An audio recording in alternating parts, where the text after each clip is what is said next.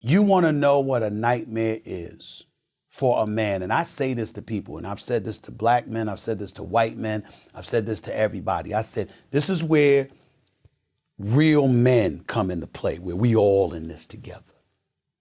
If you are a real man, you want to provide for your family. Mm-hmm. To those out there, you ain't a real man if you ain't thinking about providing for your family. You know what I'm saying? If you want to take all the money for yourself and you don't want to give nothing to anybody else and you want to leave everybody else hanging while you live the good life, that is not a man. A man provides. That's what men do when you have a family. Any man, I don't give a damn what ethnicity you are, when you have a concern as to how you're going to pay your bills, scary time. There is nothing worse. Scary. There is nothing worse. Because then you don't feel like you can be a man. That's right. Right. There's nothing worse. I don't care if you have a woman with money. You still don't feel like you're a man. You don't feel like you're a man. Right. Because it's like she could make $2 million a year. No matter. If you made $300,000 a year to her $2 million, you still okay. Yes. Because you know you could provide for you. For the lifestyle. And you could provide for a certain lifestyle. Maybe not the lifestyle her salary gives you, right. But it ain't like you on the street. Right. You're buying food, you're paying for rent, you can travel. You're fine. Yeah. You don't have to make as much as her or whatever. But when you cannot provide at all, it is no worse feeling on the planet. That is as close to death. Spiritually, as I've ever felt in my life, with the exception of losing my mother. Wow. Losing my brother was devastating. Losing my mother was just a different level. Mm-hmm. It's hard to explain and put into words what I went through after I lost my mother. But a close second was when I was unemployed. Wow. And wondering whether or not I was going to have a job. And what was the lesson for you, and what did you learn or develop in that time? First thing I learned is that don't give a damn about popularity. A whole bunch of people knew me.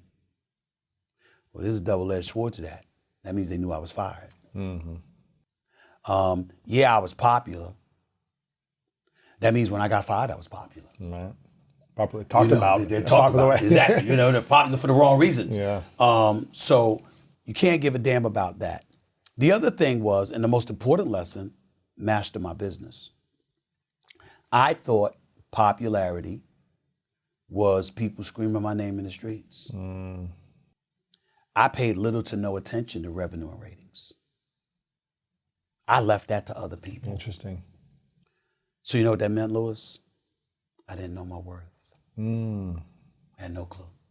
You didn't know your financial worth because you were like, well, people know me, they're talking about me, I'm on TV, so that's enough. That's right. Exactly. But you didn't understand the numbers, the bank account, the rent. When you go to negotiate, right. Well, you offering me X amount of dollars, well, I think I'm worth twice that much. Yeah. Well, why? Mm-hmm. How can you validate that? So. You didn't know how to communicate that at the time. I had no idea. Right. I was clueless.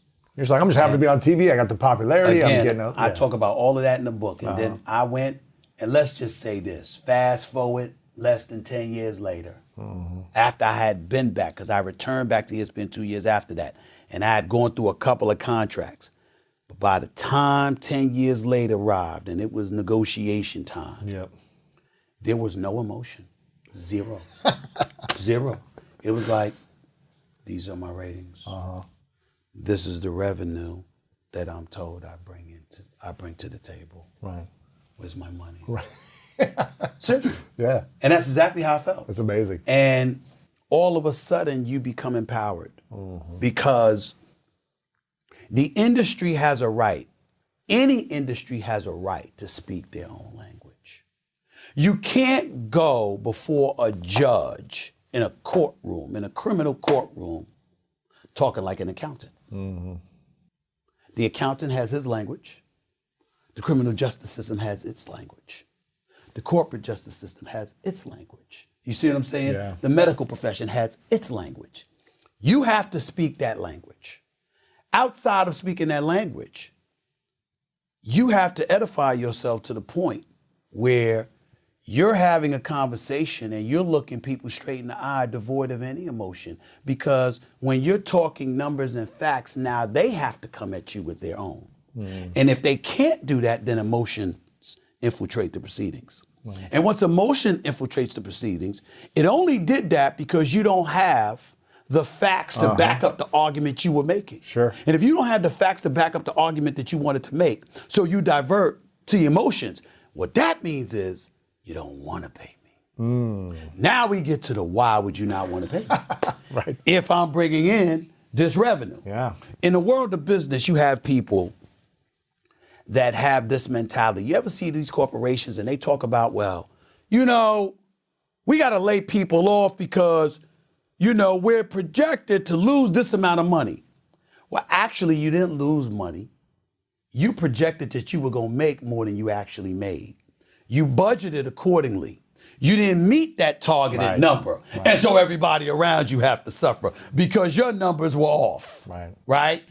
And because of that, that might have led to you hiring people that didn't need to be hired, hiring an inordinate amount of people that didn't need to be employed, et cetera, et cetera. It could lead to a lot of things. But at the end of the day, the point is there's real losses and then there's there's projected losses. Sure. So when you're paying attention to all of these things, all of a sudden it empowers you because now you have an idea of what your worth is. Right. And it leaves you in a position of being able to make better decisions about what's best for you because you're able to depersonalize things. My problem back in the day was that I personalized. I got caught up in, I deserve this. I work 330 plus days out of the year. You got guys getting paid more than me that you paying. They work 100 days out of the year. They work 20 days out of the year. You got emotional. Yeah, and then you got emotional. You didn't know the numbers.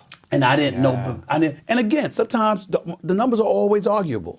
They can fudge it. But the point is you have a ballpark idea of what those numbers are and what your worth is. Yes. And by virtue of that, when they come to you, you're able to negotiate. When ESPN came to me with my last negotiation, they shocked the living hell out of me. With how low or how high? It wasn't the number that I wanted. And I eventually got more. Okay.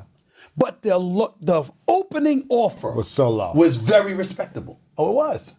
And I knew it. So they shocked I went like you. this. Well, this is lower, but damn, I didn't expect them to offer this much. That's nice. So all of a sudden it changed the whole tenor of things because I knew you respected. You're not frustrated. You're not. Not at all. Yeah, you're like, okay. Because it's like, okay, there's a negotiation that has to take place here, but this number is very respectable. Yeah. And the number was respectable enough for you because you didn't have to make me work for it. Right. If they had made me work for it, I would have walked.